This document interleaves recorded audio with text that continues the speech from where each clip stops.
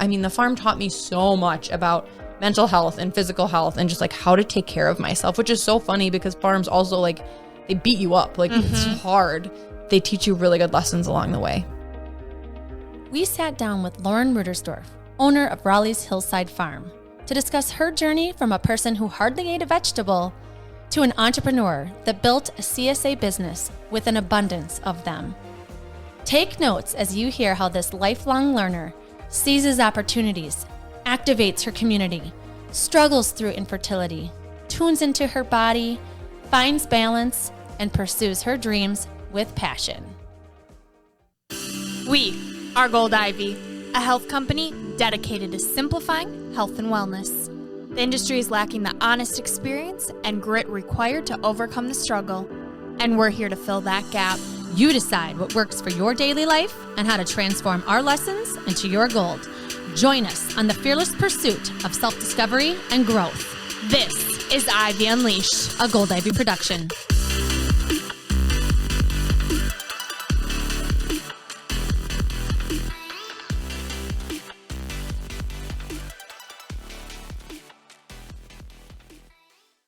Hello. Welcome back. You're listening to Ivy Unleashed, here with Brooke and Andrea, and a house full of guests. In a house that is not ours. I know. I love that we're this is the first time we've ever recorded not in our studio.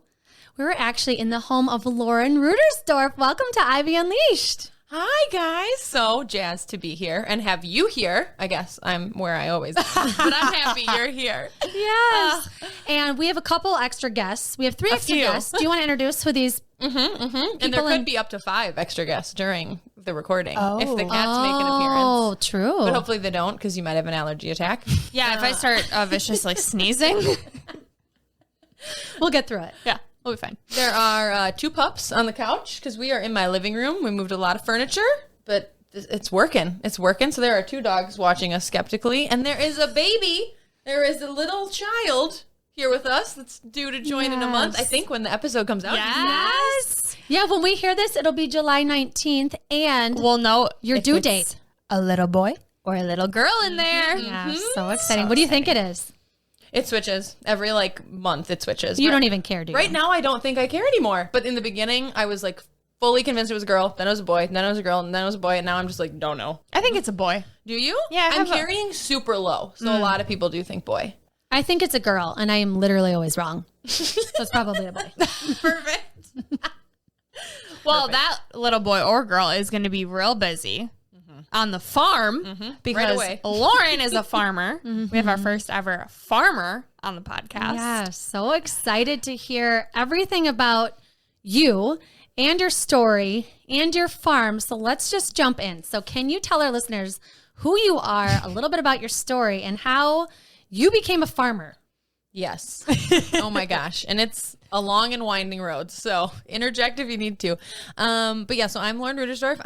My primary job is organic farmer at Raleigh's Hillside Farm. I own that farm with my husband, Kyle. We farm about half an hour south of Madison, Wisconsin in Evansville on land I grew up on, which we'll get into that story in a second. But we run a CSA farm. So we'll talk about what that means as well. That's a community supported agriculture style. So we deliver boxes to people every single week of the season, which is 18 weeks. And so we have a membership. So we're selling direct to consumer, which is the best way to be a farmer, the only way that I would ever be a farmer. And yeah, we're delivering healthy food to people in Madison and Evansville and Stoughton. And it's so fulfilling and so hard and so wonderful. And then I have a lot of side hustles because that's what I do. I'm just really into food and health and all of those intersections. So I work for Edible Madison, which is a local publication that promotes local food in our region. So I help farmers and businesses get advertisements and promote their businesses on social, and that's super fun. And then I also have a food blog called The Leek and the Carrot, where I teach people how to cook, because when we started the farm, I realized pretty quickly that no one knows how to cook, especially with vegetables. Everyone was intimidated, and I really wanted to take that intimidation factor away. So that's why I started the blog, and I love to write, and so that's been really fun. And those are my main hustles. There's some others. We'll see if they come up or not, but yeah, lots of things going on. I know, and I want to jump into all of them, but just going off of the the cooking aspect, when we were learning more about your business and your CSA, we read that you provide recipes for people too, which is so awesome because you can use them over and over then, and then you can make your own tweaks to whatever. I think that's such a good idea because you get okra. What do you do with okra? Or like, I don't even know. And so I think that's part of the reason people eat out so much is because they don't know what to do. And they think it's a lot of work. And so to break it down for them is awesome, as if you don't have enough going on, which is what I want to dive into is how you do it all, how you first started and taking it way back to your childhood. Because like you mentioned, you are on your family's land. So walk us through that. How did you get into farming? Yeah. Oh my gosh. It's so funny. And I don't think anyone in my life ever thought I'd be a farmer, like ever, including myself. Cause I grew up on like 180 acres, which is the best way to grow up. I don't know. I can't remember if you guys grew up in the country or not, but it's wonderful. So I loved growing up in the country, like loved, I ran a lot and I walked a lot and I biked a lot on country roads all through high school. And I just like loved where I lived, the rolling hills. It's so beautiful. But didn't really take any interest in agriculture whatsoever. My parents raised pigs and steers, both for meat, and then had like 180 acres of like pretty conventional crops. So like corn and soybeans and alfalfa and a crop rotation. And I didn't care. I didn't care at all. Like, and I was a really good student always. And I was really involved always, like since I was in like 5th grade. And so my parents kind of like, I had chores around the house and occasionally I had to like feed the barn cats or feed the calves. But for the most part, my parents were like, if you're going to keep being like an all-star in all these things, like you don't have to be part of the farm because this was our dream. It wasn't yours. That was like always communicated with me, which I loved. And so for that reason, I was kind of disconnected from it. I was like, cool, this is like a beautiful place that I live, but like, I don't want to be a farmer. I don't want to be a farmer. That looks hard and dirty. And like our back hall, like mudroom was, it's gross. Like that's where all the farm boots and the farm clothes live. And I was like, smelly. I was like, that is not the life I want. I was a 4-H kid, so I was like a little bit connected to agriculture there. Like I raised pigs for the fair. No big deal. No big deal. I guess that is weird. Because there were pigs at the farm, it felt normal. We like walked our pigs down the road. That's like part of like getting them ready for the fair because you're like getting them in shape. It's very weird. Can we see some pictures of this? I'm sure we have some. That was like me and my mom and my little brother. Oh, I bet you're so cute with your piggies. Oh, so weird. But that's like literally probably the closest I like touched agriculture. And I went off to school. I was like, get me out of Wisconsin, like get me out of rural life. I was not into it. I was super high achieving in high school and went to college. I went to a private school in Ohio Wesleyan, because it was one of the 40 colleges that changed lives. So it was all about like service and mission based and like just really like just like serving. It was amazing. So I got to do all of these. I was involved in all these cool activities, got to do mission trips, like loved it. And I was there for 2 years, made amazing friendships with other people who like wanted to change the world. All my friends from college want to change the world. I love it. Can't relate. It's amazing.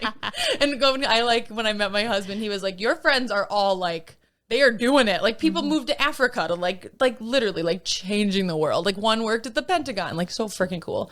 But so loved that experience. But then it came like end of sophomore year and I was supposed to choose my major. And because it was a tiny school, there was only like 20 programs.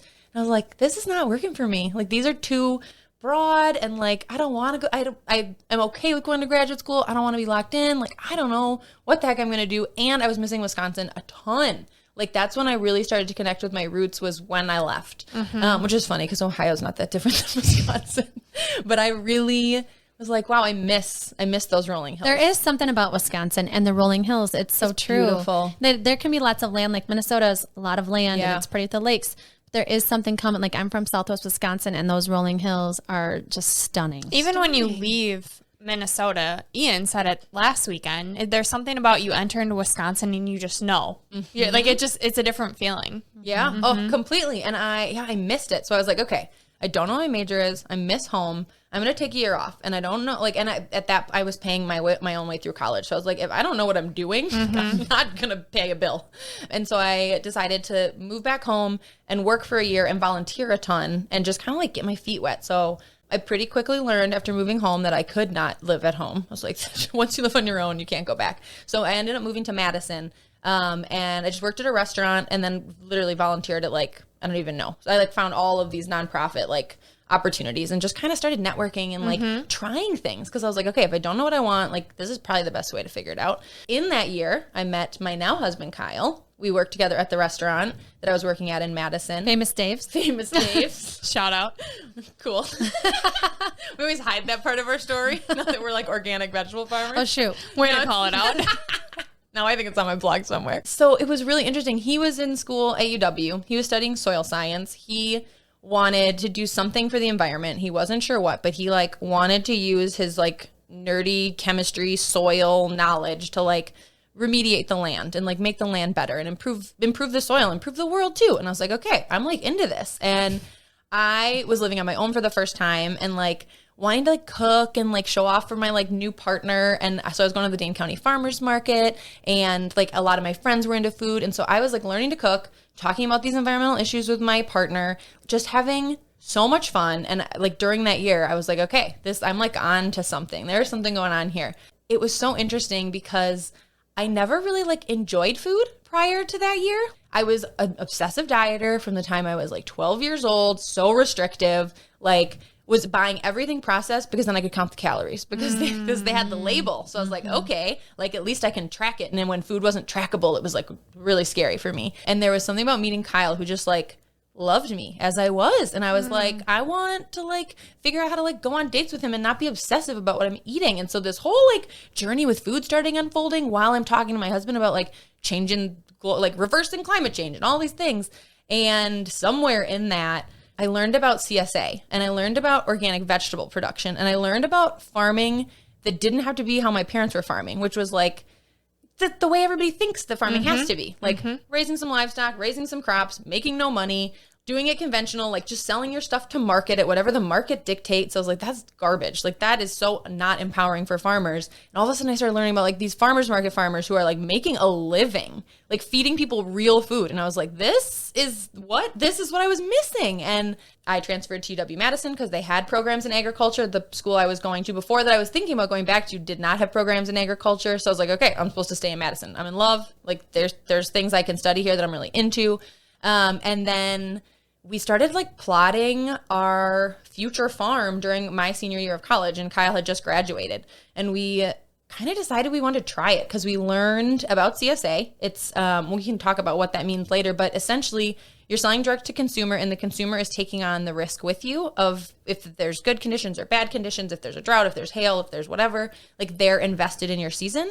So it's a little less risky than other kinds of farming. And people pay in the spring, they prepay for their share, and then they get produce all season long. So we didn't really have to worry about like an investment. And I was like, like I'm into this. Like this seems fun. Like I'm really passionate about teaching people to cook and community and like all of these things that are about CSA. And Kyle's passionate about like the land and working outside and like has the soil background. Like maybe we should start a farm together. So we started plotting that. And I don't think we thought it was going to be a real thing. It was just like the job market was bad. All the jobs we were looking at sucked. We were like, let's just try it. And then it turned into like our life. Because did it feel risky at the time? We're like, ugh. Probably. Yeah. But like I've always kind of been a dive in with both feet kind of person. And CSA felt like a really protected risk. And when we started that first year, we were thinking we would just do farmers market, actually. We were like, let's grow on half an acre. Well, it also wasn't risky because my parents had land. So that's like a really important part of our story is in our senior year when we were thinking about this, we had this amazing opportunity to be like, hey, mom and dad, could we lease like an acre of land? And they were like, what? Like, you don't care about farming. You're not a farmer. Like, what? And I was like, yeah. And they started telling them about all this stuff. And they were like, oh, wow, she's like into this. Into it, yeah. And they were really, I mean, my parents, we took over their lives for years before we like built some infrastructure. So like, thank goodness for them. But yeah, they were just like, yeah, we have this field. It's like a triangle. It's a funny shape. It's not very productive for us. It's kind of like annoying to use the big tractors with. Like, sure, you can try it out. So when we started, I think we were both still working at restaurant jobs when we graduated. So that's completely flexible. You can pick up shifts, drop shifts, like whatever you need to do. So it didn't feel risky in that way. But we knew, like we were applying for jobs, but nothing looked good. So for those reasons, it didn't feel risky. It was like, cool, this is like the time. We don't have kids. We don't have a house. Like we have jobs that pay us enough that we can like try this. We were going to start with the farmer's market. And then the people, like, meanwhile, I'm building all this community because I'm volunteering and I'm working in a restaurant, all this stuff. And like 3 of my coworkers from the restaurant I was working at and like 4 of my coworkers at one of the places I had started volunteering at really regularly were like, you should do CSA. And I was like, well, yeah, that's our long-term dream. Like, sure, we will eventually. And they were like, no, you should do it like the first year. And I was like, so that part felt risky. I was like, you're going to give me money and like trust me that I'm going to deliver something, and I've never grown a freaking thing in my life. We had one summer of gardening experience where the rabbits ate everything. Like, we did terrible. And I was like, really? You want to give me like $400 each of you? And they did. Like, they really, really did. So those people, a lot of them are still in our CSA, which is so cool. A lot of them are site hosts, which we don't need to get into that. That's too much detail. But like, they're the backbone of our farm, some of those early adopters. So that's so cool. So like, because of those things, it didn't feel that risky. Yeah. I also feel like when you're doing it with someone else, right? Like, you know, it's a team effort. You're not in this alone. You have someone you can fall back. Exactly like Andrew and I, I'm not in this alone. Like, I have another mind to figure things out with. And then there's also that feeling of it just feels right. And life's short, and you just kind of take that next whatever feels right step. Yeah. Yeah. I'm curious to get more into CSA. Like, what is it? Why is it important? How does it work with the food system? Why do you think it's so beneficial? I want to hear more about that. Yeah, I'm obsessed with CSA. Well, and it's so funny. When I started learning about it in Madison, I was like, this is the model. Like, this makes so much more sense than what my parents were doing. And they agree. Like, they're so into it. So CSA stands for Community Supported Agriculture. Like I said, the foundation of it goes back to like, I think the 80s and the 90s. And they were actually like similar programs popping up in like 3 different regions of the world. Like, I think it was like Germany, Japan, and in the US all at the same time. Of this idea of like farmers growing for a community instead of farmers growing for the market, which is like highly unpredictable. What if each community like had their own farmer? So that's kind of what like the origin of CSA came from. And it's evolved a lot over time, and there's it's gotten a lot more professional. Like, those early CSAs, I feel like they really just were the community's farmer. Like, people would come out, like people helped with the harvest sometimes. Like, it had a lot, like people were like in it, where they're still in it today, but it's a little bit more like realistic for the modern world, which is beautiful. That's why it's starting to take off and be a bigger thing, because people can actually fit it into their lifestyle better. Yeah, it's all about the community supporting the food system directly. And like I was saying before, with the helping manage the risk. Like, last night we had a big storm here, and there was predicted hail and there was predicted heavy winds. And that's so scary as a farmer, because your plants are just out there. They're just totally vulnerable. I mean, that's all farming. You're just, whatever happens. And with climate change, like, the weather is getting so much more extreme. Like, the risks are bigger. And CSA protects you from that, in the sense that like, you as a farmer are expected to grow as much food as you possibly can. And if some things fail, your CSA won't get it that year. And if some things thrive, they'll get a bunch of that year. And so with CSA, it's a little unpredictable for the consumer, which is why it's so beautiful that people are into it. Because like you were saying before, people don't know what to do with certain vegetables. So that's a big commitment, being like, here's some money, don't know what veggies I'm going to get, don't know if I'm going to know how to cook it. Like, it's a really, really beautiful idea. And CSA has also evolved over time to be this idea that, okay, you're with us through thick and thin. You're with us through, whatever happens, you're going to be getting a share of our harvest, no matter what that product is, whether it's your favorite things or your least favorite things. And us as the farmer, we're going to like support you in that. So in the last, I would say like decade, CSA has gotten pretty serious about education. And so CSA farmers, not everyone does it, but most good CSA farmers will provide a newsletter along with the produce, which should include recipes, most do, and like storage tips and veggie IDs. And they will teach you how to use this food, because they know, like, they grow it, they eat it every day. Like, they are experts in not only growing the food, but eating the food. So that's a really beautiful part of the model too. So like, okay, I'm going to take on this risk by supporting this farmer, but they're going to support me right back. And because of that, all of these customers, we have 400 customers this year, they all get to like learn how to cook, and they get to learn how to eat healthy. And like, one of my favorite things, there's many favorite things about CSA, is that like, you're forced into it. Like, you get a box of vegetables every week, and you're like, okay, I'm not going to waste this. I love my farmer. You have to be open-minded. You Sounds like good accountability. Like, I don't want it to go to waste. I don't want to waste my money. Exactly. Like, you got to keep picking up the veggies every week. And so you already keep dealing with them. Exactly. And a lot of people have told us that, like, they really want to make a diet change. Well, if you go to the store, you get to choose what you want. And if you're having like a weak willpower day, cool. You get a bunch of frozen stuff and you don't get any like real food. No, you're getting real food delivered every week. You have no choice. And luckily there's support in that. But people love that part of CSA is that accountability. Exactly. Yeah, it's a beautiful, beautiful model. And it's good for the food system too, because it puts control back in the farmer's hands, which, like I was saying before, it's never in the farmer's hands. Like, we set our prices and we determine our prices based on what we value our produce at, what we value our newsletter at, what we value like our community efforts at, because we're putting a lot into CSA other than food. There's a lot going into it. So we figure out what that's worth to someone, and we choose to charge what we choose to charge, and people choose to buy it or not. With the market, a farmer literally has no control. If it's a good season for corn, the price plummets, and then no farmers make anything, even though they had an amazing year. And worked their tail off. Right. Yeah. And then there is crop insurance for sure. So there is some government support for some of the risk, but like a farmer is taking on a lot of risk all on their own. So it's really good for the food system in that way. And it's connecting people to the land, which is so rare in today's world. Like, it's so rare. You go to the store and you're so disconnected. Like, you see a head of broccoli, you never know what it looks like on the plant. Well, our members do, because they come out to the farm and or they where it see comes from. Like, what even country is this from? What state is it from? Yes. And yeah, it's like you're disconnected from the land. They're even more disconnected from the people who grow it. And like, I mean, we don't even have to get into the issues of our food system, but like, there are so many people who are paid nothing to harvest your food. Like, nothing. And that's disgusting. Like, it's terrible. And because you're so many steps removed, you don't know that. So you just go to the store and you buy what you need, and you don't think about it. I've been seeing a lot of articles about blueberries in California right now. And there was just, I don't know if it was in Time magazine or where it was, but this high school graduate or college graduate did a photo shoot in like I saw that too. A field of blueberries or whatever crop it was, with her family that's been picking them. And they get like 50 cents for an entire bucket of blueberries, which we would pay $200 because they're so expensive.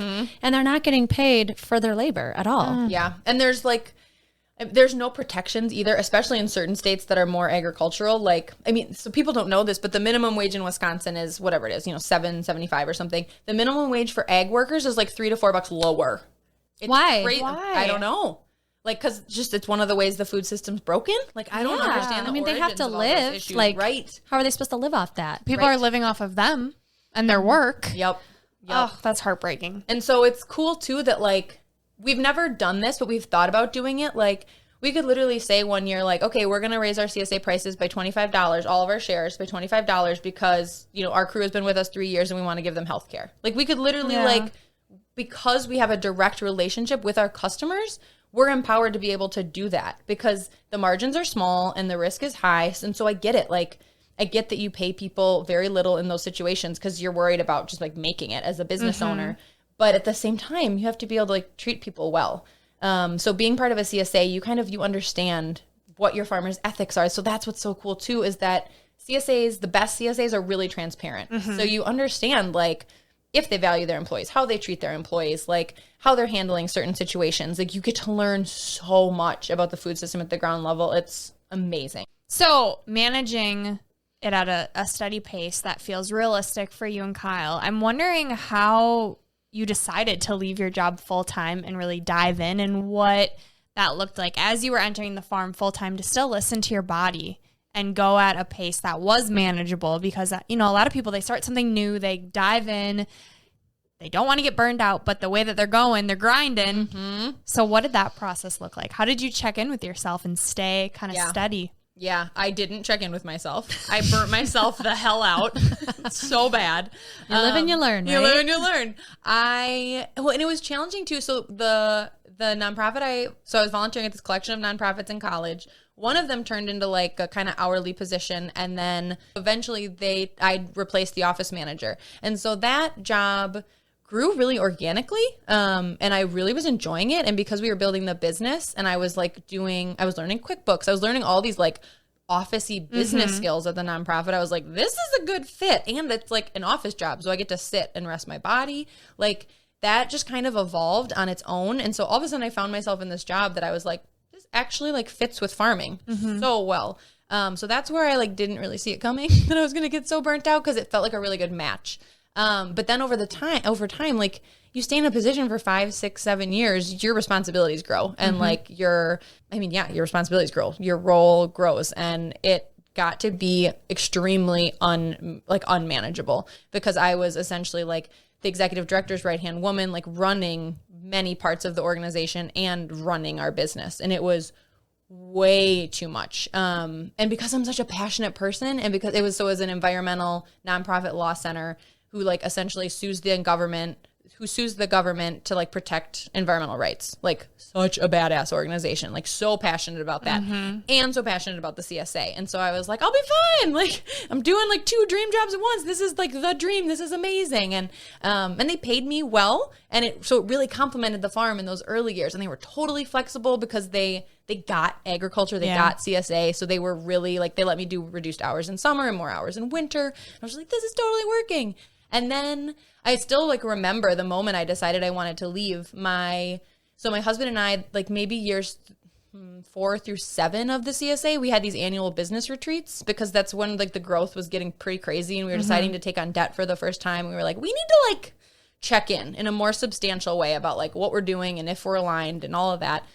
We like went up to Bayfield. It was so beautiful. We're like at this cabin doing all these projects.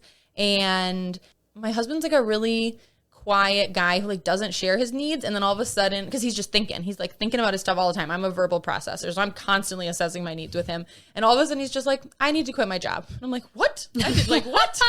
And like he did that too, like 2 years prior when we hired our first employee, and I was like, what? I didn't know we were ever gonna hire an employee. And he's like clearly been thinking about it for like months. He learned he was burned out way before I did. He was like, this is not complimenting anymore. Like I need my winter to like build things for the farm and like do spreadsheets and like assess our business. And like, I can't go, 100 miles an hour during the CSA season, get 1 month off to like kind of see friends and family and maybe take a vacation and then start up again going full bore. Him saying that, I was just kind of like, we can quit our jobs. Like, we don't have to like do 8 things all of the time. Like, I don't know why I didn't think that was like possible, or like I didn't think that's what I wanted because I liked my off-farm job. But there was something about Kyle leaving his job that I was like, wow, I would so much rather be a full-time entrepreneur. Like that's what I'm supposed to be doing. And then my job went through a ton of turnover. Like I think 4 or 5 people left in a year. And I was like, okay, I'm going to stay through this. And then something else came up and I was like, okay, I'm going to stay through this.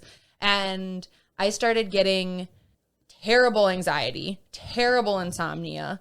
I didn't know how to listen to myself then. Like I didn't know how to, other than like, I guess starting the farm, I was listening to myself, but I didn't know how to listen when I was overdoing it. I never was good at that. And so I like had to be hit over the head with it, where I was like, okay, what is wrong with me? And we also were trying to get pregnant. Like we tried to get pregnant for 5 years and that wasn't happening. And I was like, okay, clearly my stress levels are like way too high. And Kyle he's so smart always. And he kept telling me that. He's like, I think you're just doing too much. Like, I think your body's working too hard. Like you're not going to get pregnant if you're working this hard. And I was like, no, I'm fine. No, I'm fine.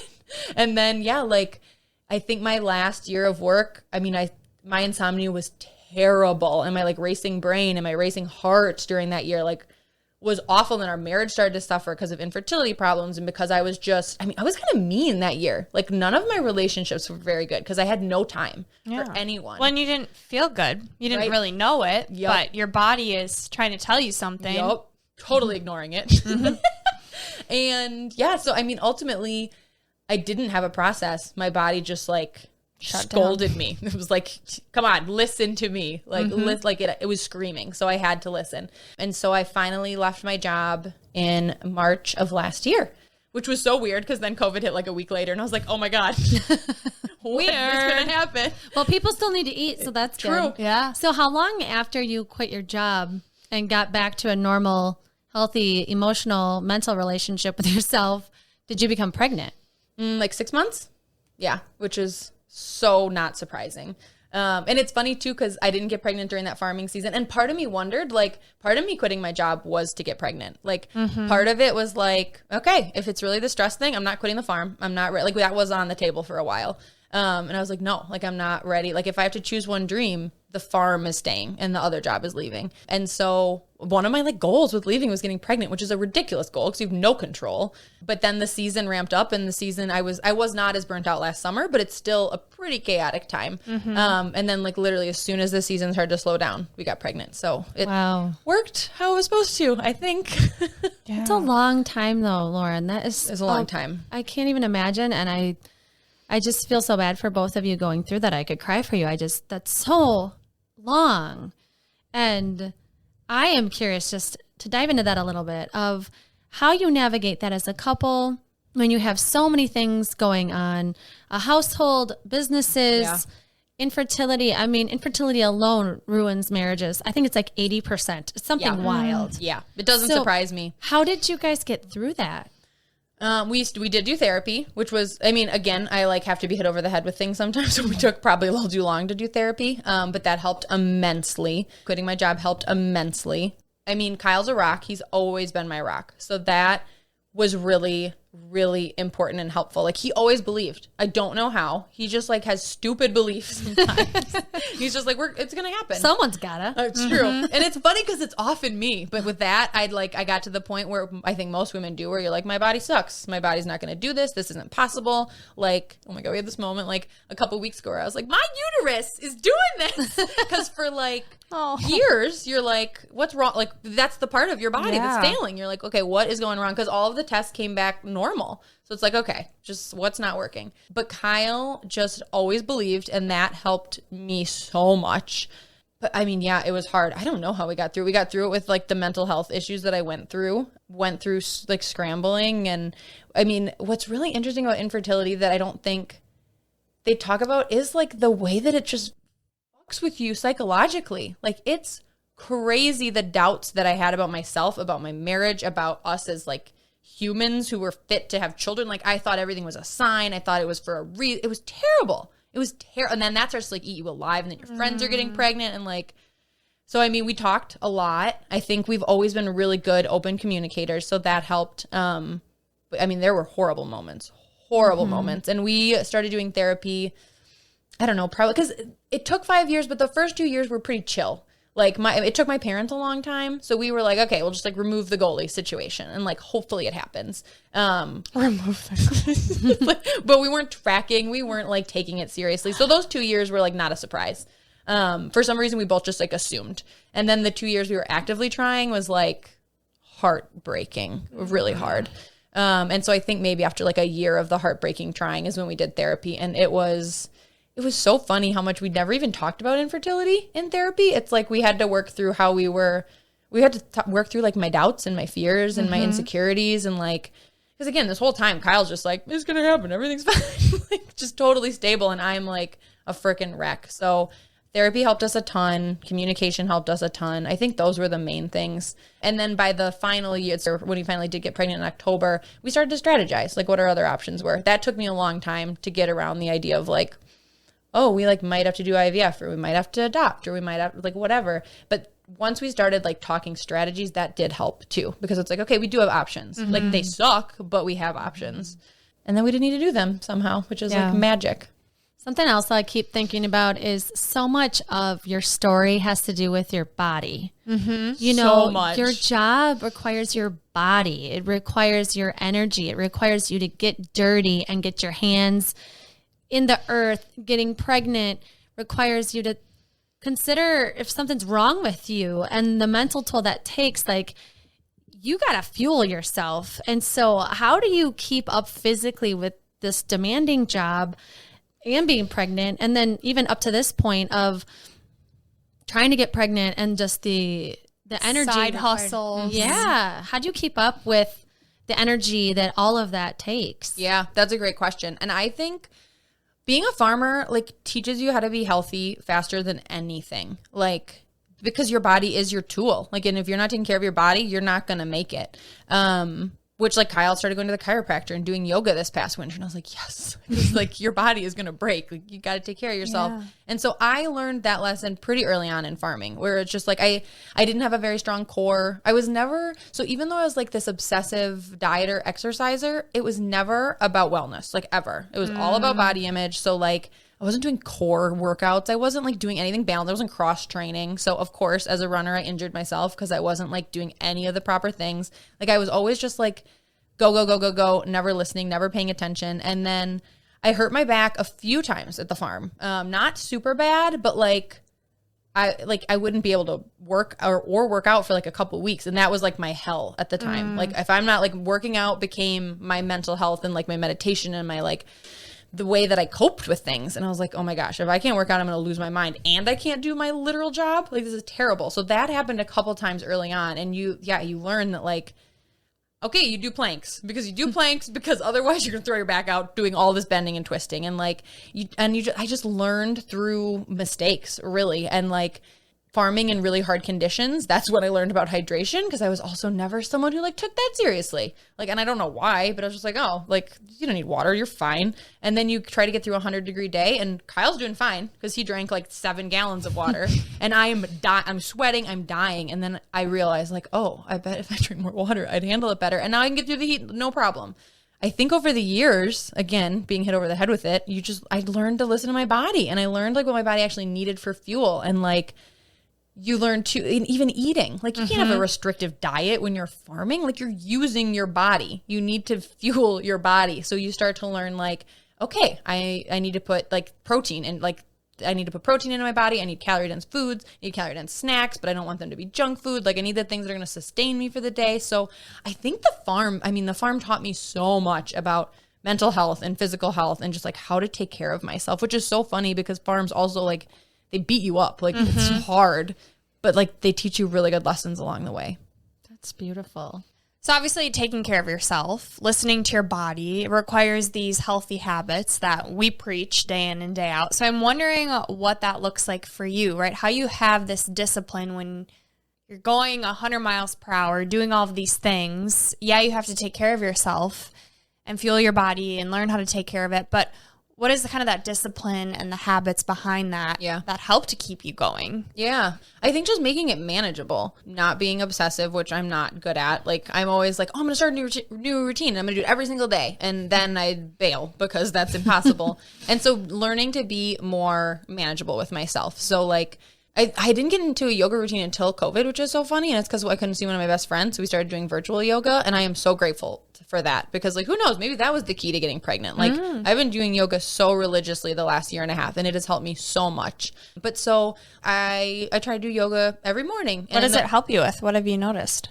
Everything, like literally everything, like core stability, like obviously flexibility. I just feel better. Like my body just feels better. It moves better. Farm tasks seem easier. It just feels like mental health too. Definitely mental health too. I think it's like a secret weapon. It Same is. for running. Like I'm faster when I do yoga once a week. It's wild. It is wild. And so we found this like yoga with Adrienne. I'm sure you guys have heard of her. Yep. Amazing. So my friend and I started doing that. And that also was such a game changer because before I was like, oh, people who do yoga every day, like an hour every day, how do they do that? And that's not Adrienne's thing. She's like 15 to 20 minutes.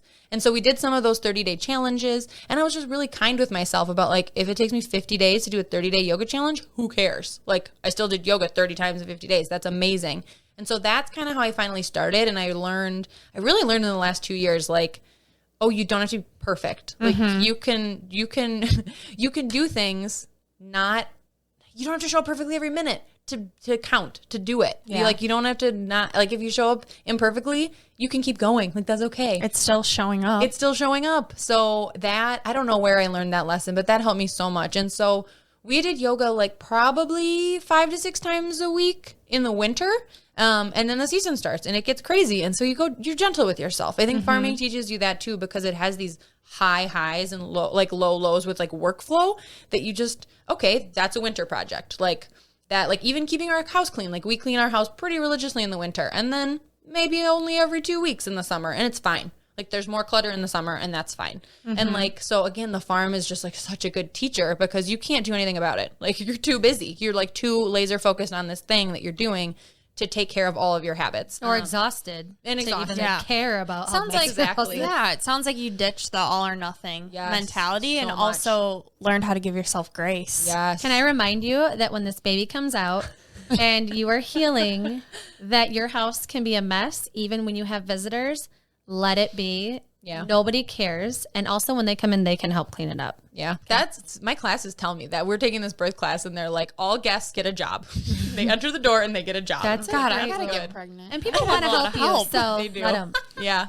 And so those habits I feel like kind of bled through with everything else. Like during the farming season, I try to make space for other things too that I know take care of myself because it's just so challenging.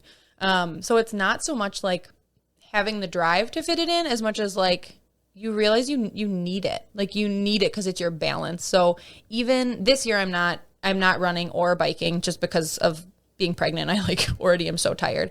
But most seasons, like I still will go for a 20-mile bike ride sometimes, like after the farm. And it's not because my body needs it. It's because like my head needs it. And like I just need to relax, and like riding my bike at sunset is amazing. And so I work things in when I can. And I try to be really gentle with myself. I love that. It's not something really that you think about. I mean, when it comes to mental health, sure, but being gentle with yourself, like it doesn't have to be a crazy workout. It doesn't have to be sticking to a meal plan perfectly. It can be checking in with yourself. And in this season of life, what's going to make me feel like me? Yeah. And I love the idea of something that's so simple that you love, like pairing a bike ride with a sunset. It's so simple and basic, but to think like, that makes me so happy. Why am I not doing this more often, even if it's for 5 minutes? It brings me joy. And then it's also something to look forward to. Yep. You know, I think people think it has to be extreme. Yes. When you think about health or leveling up your life, or to your point, like being an entrepreneur, like doing it all, like, no, you don't want to get burnt out. This is a marathon, not a sprint when it comes to work, play, anything. Yeah. And they think, oh, I have to do it perfectly. So I'll wait till next week or I'll wait till next month because I have to do it perfectly, like have this perfect week out. And it's like, no, why don't like right now, my kids aren't home. I've got 15 minutes. Why don't I go for a quick bike ride? You know, I think it's just so important. And then you'll learn too, having your baby, that sometimes you feel off. Your hormones are all over the place and you've never felt the way you felt before. And you have extremes. It's going to be a lot like farming, where it's going to be very extreme, where one day you're grateful and so happy and you can't believe you have a baby and they're so cute and then the next day you don't know why you're crying. You're still grateful, but you're just like, what is my life now? I'm a mom. Like I'm never going to not be taking care of this thing, you know? And so I think it's so important to remember, not just for your happiness with career or personal life, is that as a parent, like it is so important to stay true to who you are and the things that you know bring you joy, and remember those, and then keep finding ways to do it. It might look different, it might be shorter, but I think it's important to keep those things a part of what you're doing. Totally. I'm wondering how that started to shift for you, right? So like your body was like, hey, like I'm really stressed. And then you started to kind of ditch, like we said, this all or nothing mindset. So did that become like a practice? Like you had to be intentional with that? You changed your self-talk, or what did kind of that shift look like for you? Yeah, that's a great question. And I mean, it was deliberate at first. Like now I'm grooving and it's awesome. And it's like, I don't need a lot of thought. I just kind of like mentally check in and figure it out. But that was not how it was in the beginning. In the beginning, it was like a struggle to figure out what I needed, where I was like, okay, my heart is racing. My head is racing. What, like, how do I fix this? Like literally, what am I supposed to do to fix this? And so I just like experimented with different things. So like I experimented with my morning routine a lot, and like journaling and reading, and I listen to podcasts all the time, and there's just so many good tips in there. So I tried to like weave all these things together that I'd learned into like a morning routine. And it's so funny how like, I mean, I do think the process and the rituals that I developed helped me, but now like I scrapped that like maybe 4 months ago, and I was like, I'm just going to do what I want. And now all of a sudden I have a morning routine with no thought. And it's just like, I love it. And it's so funny. I was like looking for that forever. But I think having the morning routine, even if it was forced, helped me figure out like where I am now. So in the beginning, it was like, okay, you're going to drink a cup of water or a glass of water before you have your coffee. You're going to journal for 15 minutes, and you're going to get out whatever you need to get out. And you're going to read for pleasure for 30 minutes, and you're going to do, whatever. But again, I was so all or nothing. I feel like my morning routine was like 2 hours of wellness practices, which is like not sustainable. Yeah. But it still got me to where I am now. It was like I kind of dumped all these healthy habits into my life, and then like kind of waited and see what stuck. And it's interesting because I was a journaler my whole life, and it actually wound up being something that wasn't serving me. It was so interesting because I'm such a writer, but I've developed a lot of really great friendships, and I'm so able to verbally process that I've realized like, oh, journaling is actually not that helpful because it takes so much time that I can just talk to my friend for 40 minutes and I've figured like all of these things out. So yeah, your life changes too. So then your habits have to change to kind of follow suit. Yeah, to your point, it's an experiment. And I think something that's helpful for my clients, what I talk to them to is you have to practice it, right? It's called a practice for a reason. It's not going to stick. And you also have to feel the effects of it. Yes. And so it takes a while to start feeling that for it to not only become a habit, but for you to reap these benefits of it. And so to your point, okay, you do it for a while and then all of a sudden you're like, you know what? I feel confident in my ability. I showed up. I built my confidence in this. And I know it's going to make me feel good. So I don't have to be as intentional as I did when I first started. Yeah, and I think there's an identity shift too where you feel like, well, I'm not a runner, and you start trying it out. And all of a sudden, you know, I have a friend, Shannon, she is running her a half marathon tomorrow, and she'll say things like, yeah, it's going well. I don't know if I'll do this again because I'm not really a runner, you know? And I'm like, Shannon, you've been running almost every single day for the last 4 months. You are a runner, you know? And I think people drop these habits because they can't even imagine identifying as that person or as that, you know, having those habits. What I'm curious about is these side hustles you have. You have multiple side hustles that require different strengths and skills. And I'm curious how you recognize your strengths and then kind of have the balls to capitalize on them and make money pursuing them. I can't wait to hear more about this. Yeah, that's a great question. And I mean, the short answer is I just love to learn. Like, I just love to learn and nurture different sides of myself. And like, I get so restless. Like, I am not meant to have one job. Like, some people, maybe they are. That's great for them. I am not meant to do that. And so, I mean, I think it started like even young, like in 4-H, like you do like all these different projects for the fair, and the projects that I would do for the fair were like all over the board. Like some people would do like 4 that were all kind of like arts and craftsy themed, and I would do like, pigs and art things and like woodworking and nature things. I know. I know. Sorry, I had to. But I would really be like happiest and thriving when I was doing like multiple things and learning multiple things. And so that's the only reason I have side hustles. I mean, the side incomes are great, but like it would probably be more efficient to just scale the farm more and pay for both of us. But I couldn't do it. Like, I can't do it. I get so restless. And the cool thing about side hustles is that like for someone like me who is really... I'm a really good networker, and I'm just a really natural community person. So opportunities kind of come to me when I need them to, because I know like how to activate my community when I'm looking for my next opportunity in my next area. So that's totally a skill that I have that I learned like 5 or 6 years ago. I was like, oh, I am good at that. And like, that's something to like nurture and foster.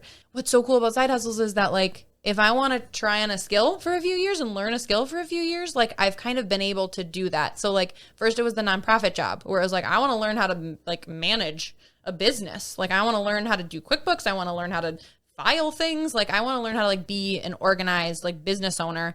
And I'm learning these things as an hourly employee. So when the person left, I was like, this is the golden opportunity. Like this is incredible. I have so many dreams, so that leads me to have so many side hustles. Like I dream of owning like a travel company one day. I dream of like owning my own like magazine publication one day. And like, so that's kind of when I started the blog. It was like, okay, maybe I really wanted to be a freelance writer. So I started the blog because I was like, okay, that's an entry point to being a freelance writer. And then I wrote for a while and was like, oh, that actually doesn't fit into my life. That's what's really cool about having these side hustles too, is that like, okay, I have a skill and I think that I want to capitalize on it, like with writing or with cooking. And so I kind of figure out like what the path is, and then I follow it for a little bit. And if it resonates and it fits into my life and it feels good, I'm like, cool, I'm going to stay here for a while. And if it doesn't, I'm like, okay, let go of that one. So like writing is a perfect example. I tried to do freelance writing for like a year maybe. And I was a really strong writer and it was really fun. I met really cool people, but like, I'm not efficient at it. And like, it's that I clearly wasn't shining there. I was like, okay, if I'm only making like $300 a month of this cannot ever become anything. So like, okay, writing is like a fun skill. This is good to know. So I just try things a lot. And then, kind of activate my network when I'm looking for an opportunity. And because I'm just such a people person and I'm meeting people all the time and I'm always learning from people. I would say I learn from books like 5% of the time and I learn from people like 95% of the time. Like it was that way in college. Like I asked so many questions and I don't do it as much now that I'm finding my own groove. But early on it was like, oh, tell me about what you do. Tell me about how you got where you are. Tell me about why you like what you're doing. Like so many questions. And so then you start to figure out how the world works where you're like, oh, okay, this is the route into this. And this is the route into this. And so I kind of follow those paths when I have an idea or a vision. And so my side hustles right now, I'm working with Edible Madison, like I said, which is such a perfect opportunity because maybe I want to own Edible Madison one day, or maybe I want to own my own magazine that features like farmers and food system stuff. And so that opportunity came to being because I partnered with this woman that I respected for like a couple of years. Like I was like, this is a badass business owner in Madison. Like I respect what she's doing for community. I respect what she's doing like professionally, personally. Like she is a rock star. I need to know her. I need to be friends with her. And all of a sudden, like you talk about your skills, they talk about their skills, they find a new opportunity. So she ended up buying Edible Madison and she was like, I want Lauren on my team because I know her and I know that she's good at social media and marketing and I know she's a go-getter and like I want her on my team. And it's just like, oh, look how the universe works out when you just don't push it. You just like let it happen and you just keep following and listening and you just keep trying things. So that's how I kind of have been leveraging my skills and figuring out how to turn them into like careers. Yeah, I love that. And I think you are pushing it though. As much as you are letting it happen, you are putting energy into getting to know things and you're putting energy into get insight and you're thinking strategically about your strengths. And what I want to hear a little bit more about too is the dreams that you have, the visions you have, and how you're tuning into that. Like, how are you knowing I need to pursue to network in this area, or I've thought about it, that's just a dream, or I could totally do this. Like, how do you get through that process of making your dream a reality? Yeah, well, I think I can do anything. Where did that come from, though? I don't know where that came from. I mean, I'm sure my mom is like, toxic positivity for sure, but like believes she can do anything and believes anything is possible. Like, and that was really hard for my husband and I in the beginning to navigate because he's a really realistic guy and he's really pragmatic and like really strategic and like grounded in like how things work. And I'm like, doesn't matter. We'll figure it out. Like, well, it sounds like you flopped that though when you were trying to have a baby. Yeah, completely. I feel like you guys are opposite a lot. Like whenever all the time. Well, you balance each other out. It sounds like big time. He's a Leo. I'm a Scorpio, and we live that so much. We are total opposites in like so many ways. And I mean, even that's a secret to success. You learn so much marrying your opposite. I am obsessed with it. You just like to learn. I love to learn. That's also like that's why I think all my dreams are possible, because even if they don't turn out, I'm going to learn so much and I'm going to have so much fun along the way. And like, it's not just fun. Like I say it's fun because I think it's fun, but like the farm is so hard, like so often. And I like also want to give up so often. Like it's not just like sunshine and roses all the time, but every hard day we get through with the farm, we'd learn something. And so that's what sustains me. So I think that's why I'm not scared to try so many things. And as far as dreams go, I am always being strategic with them. Like you're totally right. Like, so most of my dreams have come when I'm traveling or when I'm exercising. Like those are usually when my dreams come to life. Like very rarely from anything else. Same. It's so what interesting. What is that? Because you're so inspired. Yeah. Like, and your head is clear. I was going to say, you're out of your body. Yeah. Completely. And so like I used to run without my phone and I would just run with music, but I would literally have too many ideas. And I was like, okay, I need to like take my phone with me. And like I've gone on huge long bike rides and I like need to get home because the sun is setting and I'm like pulling over to like write on my phone because I'm like, nope, that's too good. I have to write that down. And so I am just, again, like just kind of always listening and always watching. And then ideas come to me and I write them down and then I kind of see if they stick, because I've had so many stupid ideas too. And like so many stupid dreams where I'm like, but I just know whether it's the time or not. Yeah. So I just kind of follow the path and, you know, suddenly something might happen or an opportunity might come up that makes the dream suddenly feel more possible. I feel like we could pick your brain forever. You are such an interesting person with so many passions and so much wisdom because you just are a learner and you inspire us to pursue our passions. And so I feel like we could talk forever, but we want to thank you for allowing us to come here in your home with your animals and your babes, take over your space. And after this, we're going to go to the farm. Yes. So we want to thank you for your time and your input, your insight, all of it. And we want to help our listeners know where to find you. So if they want more information from you, where can they find you? Yeah, so if you want to learn about the farm, we have a website, and Instagram is probably the best and funnest place to watch us. So Raleigh'sHillsideFarm.com is our website if you're local to Madison and you're interested in the CSA or buying products from us. And it's at Raleigh's Hillside Farm on Instagram. And that's just, even if you never want to buy anything from us, like it's an amazing place. And I know I'm good at social media. Like people have told me that for years and years and years. And like, I love to write. So that's where I kind of flex those muscles. And so it's photos of the farms, of the farm, it's stories from the farm. It's me talking about like what it's really like to be a farmer, like the day in, day out, what's easy, what's hard, what's beautiful. And so if you're interested in agriculture or even just interested in like what it looks like to be a farmer, like it's a really fun account to follow. If you're interested in becoming a CSA farmer, which who knows if any of your listeners are, I actually did develop a course for aspiring CSA farmers, an online course, actually right when COVID started. That was like my project. I was like, quit my job. I should I need something else to do. Do something brand new I've never done before. It's called CSA Quick Start.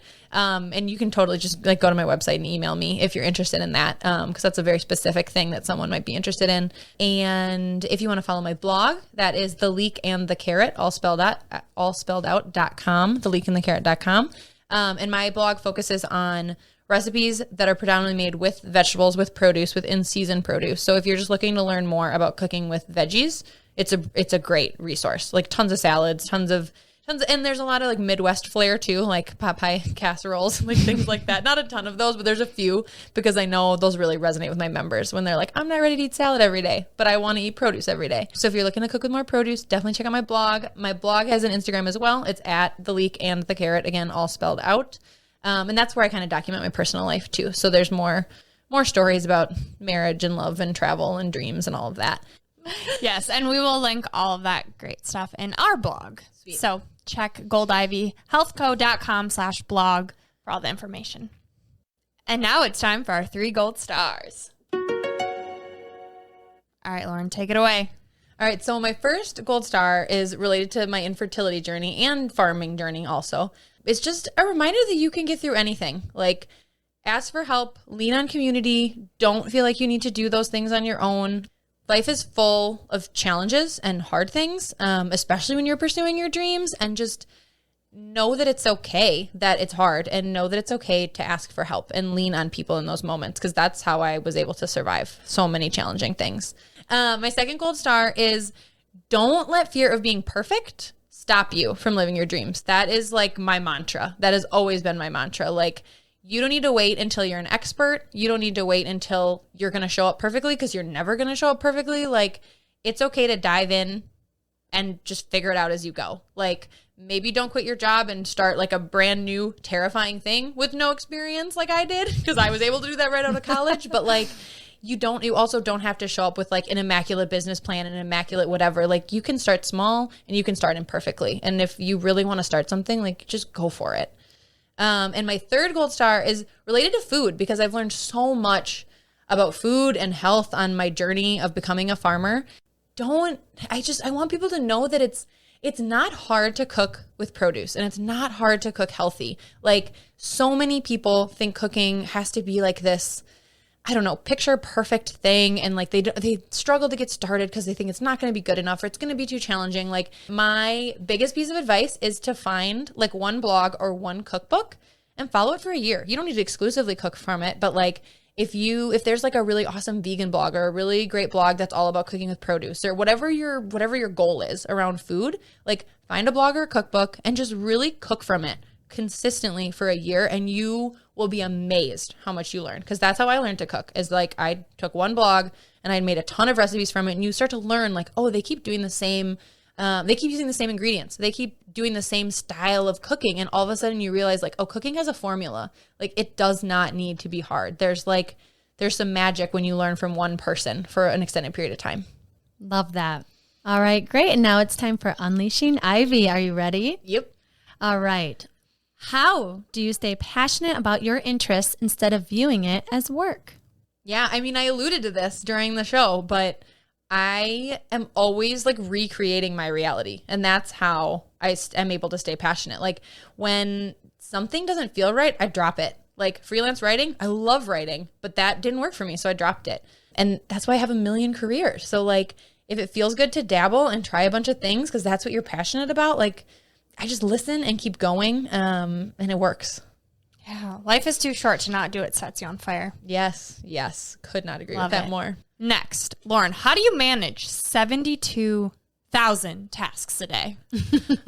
You have to have really good systems. Like I do not just wing my professional stuff because it doesn't work. I've tried it. Like it's chaotic and terrible and I don't like it. So I have like a bunch of different systems that work in different ways. So I use Asana, it's an app, and it can be on your computer, it can be on your phone. And it's essentially just like a to-do list that's digitized, and you can put dates on it. You can change dates really easily. You can make tasks repeatable. So like certain things for the CSA I have to do every week. Once I finish it on Friday, I click the little check mark and it'll automatically populate to next Friday. So I'm really into that. That helps me a ton because I used to have lists on pieces of paper and I'd lose them, or if I didn't get something done on a day, I would just like kind of lose track of it. And so it doesn't leave until you check the box. But you can also change the date. Like if you're like, oh my God, I just cannot add this to my plate this week. Cool. It's going to be on next Wednesday. I'm not doing it today. And I also use Google Calendar to like block time for myself where it's like, okay, I'm not needed at the farm Wednesday afternoon and I need like 4 hours to focus and knock this big project out. Okay, I'm going to schedule it in there. So for big projects, I do schedule them in. And then I do the big 3 every morning. That is part of my routine that I do pretty consistently. I look at my Asana, I look at my calendar, I see like, okay, how much time do I actually have today? And what are the 3 things that I like have to get done to move my work forward? And so just really having like systems like that is it's so crucial. Like there's no way I could manage all of the little details. Like nothing stays in my head. That's kind of my rule is if there's a task in my head that I can't complete, when it pops into my head, it goes onto Asana or onto my calendar or into a notebook. Like it has to be written down because you can't keep that stuff in your head. It doesn't work. Ooh, we are going to be looking into that. Thank you for that. All right. And last question. What's one thing you wish you would have known sooner? That I don't have to be the best to be successful. That you don't have to be, and it actually relates to the quote I'm going to share with you all, but like, you don't have to be the top of your field to be thriving. Like you don't have to be the top all the time. Like that just came really naturally to me because I'm so ambitious and I'm an achiever and I like to get things done. And that was a huge hindrance for a long time. Like it's great to climb the ladder if you want to climb the ladder, but like you don't have to be the absolute top of everything. Like if that's not working for your mental health, for your physical health, if it doesn't feel good in your life, like you can be successful without being the absolute best at something. And like, that's fine. That's totally fine. I wish I would have known that years ago. I learned that just in the last couple of years. That's beautiful. Amen. I think too, like, what is an expert? How do you get there? Like they can keep learning. Do you get a stamp? Someone is always going to know more than you. Do you get a hat? I don't know, but I'll make my own damn hat. All right, Lauren, and we, as you know, like to leave our listeners with a piece of gold. So this is a quote that speaks to you. If you'd like to leave our listeners with your piece of gold. Yeah. So there is a quote that is the mantra of my life currently, and I've been following it for the last year, and it makes me so happy. Warning, it is long, but I absolutely love it. So it's a quote from Jamie Varon, and I have it written down because I have to read it because it's too long for me to be able to do on my own. How about you don't have to build an empire or dominate an industry or be the number one at anything? What if you simply built a lovely life that makes you feel happy, that brings you joy, that is generative and supportive? What if you redefined what success looks like and feels like to you? What if you decided enough is enough? What if you felt satisfied in the right here, the right now?